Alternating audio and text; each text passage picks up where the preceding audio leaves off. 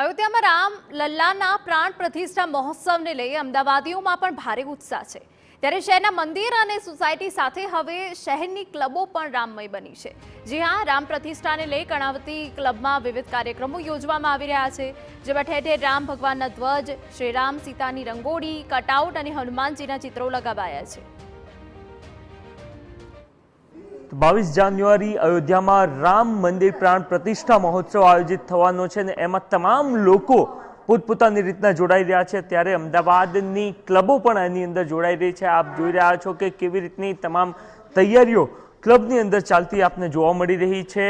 ઠેર ઠેર સમગ્ર ક્લબમાં જ્યાં પણ જઈએ એ તમામ જગ્યાઓ પર છે એ આ પ્રકારના રામજીના અલગ અલગ ચિત્રો ત્યાં દોરવામાં આવ્યા છે। આ સિવાય પેઇન્ટિંગ પણ ખૂબ મહાકાય લગભગ 12 થી 15 ફૂટ જેટલું મોટું જે રંગોળી છે એ પણ બનાવવામાં આવી છે। આ સિવાય તમે ક્લબમાં જ્યાં પણ ફરો તમામ જગ્યાઓ પર અલગ અલગ ચિત્રો અથવા તો રામજીના જે ધ્વજ છે એ લગાવવામાં આવ્યા છે અને એની સાથેની તમામ તૈયારીઓ કરવામાં આવી છે। મહત્વનું છે કે 22મી તારીખે અને ત્યાર પછીના તમામ જે દિવસો છે ત્યારે રોશની પણ અહીંયા કરવામાં આવશે।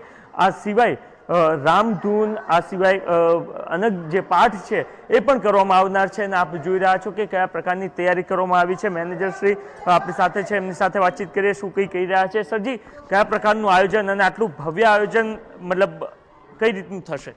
આ આયોજનમાં અમે લોકોએ સમગ્ર કેમ્પસમાં આખી ક્લબમાં ધ્વજા જય શ્રી રામની ધજાઓનું આયોજન કર્યું છે, ફિટિંગ કરેલું છે બધું। તદુપરાંત દરેક રામજી મંદિરના અને કટઆઉટ અને એને સુશોભિત કરેલા છે તથા એ ઉપરાંત જે ચોકલેટ મંદિર છે એ શિલ્પાબેન ભટ્ટ દ્વારા તૈયાર કરેલું છે, જે અમે પ્રદર્શન અહીંયા આગળ મૂકવાના છે એક્ઝિબિશનમાં।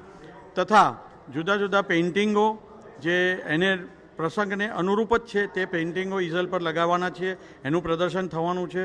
ત્યારબાદ સુંદર મજાની રંગોળીનું પણ કરવામાં આવ્યું છે તથા સમગ્ર ક્લબમાં ફૂલથી સુશોભિત અને લાઇટિંગ અને રોશનીથી ઝળહળે એવી રીતની પૂરેપૂરી તૈયારી કરેલી છે। ક્લબના તમામ મેમ્બરો સહભાગી થશે કે કઈ રીતનું એ દિવસે આયોજન? ક્લબના તમામ મેમ્બરો પણ ભાગ લઈ શકે છે અને આ પ્રમાણેના દરેક આયોજનો અમે વ્યવસ્થિત દરેક ધર્મ લગતા અમે કરીએ છીએ અત્યારે। ઓકે, તો ક્લબમાં આમ તો સામાન્ય સંજોગોમાં એક માનસિકતા ક્લબને લઈને એવી હોય છે કે ત્યાં એશો આરામ અથવા તો નાચગાન સાથેના કાર્યક્રમો થતા હોય છે, પરંતુ જે પ્રકારે આપણે જોઈ રહ્યા છીએ કે રામ મંદિર પ્રાણ પ્રતિષ્ઠાને લઈને તમામ લોકોમાં ઉત્સાહ છે, ત્યારે આ પ્રકારના ભક્તિમય કાર્યક્રમો પણ થતા જોવા મળી રહ્યા છે। સમગ્ર ક્લબ એ રંગમાં રંગાયેલી પણ આપને જોવા મળી રહી છે।